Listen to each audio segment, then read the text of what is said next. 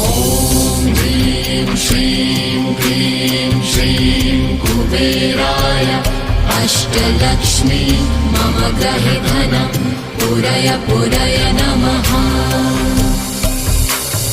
ॐ ह्रीं श्रीं क्लीं श्रीं कुबेराय अष्टलक्ष्मी मम गृहे धनं पुरय पुरय नमः। ॐ ह्रीं श्रीं क्लीं श्रीं कुबेराय अष्टलक्ष्मी मम गृहे धनं पुरय पुरय नमः।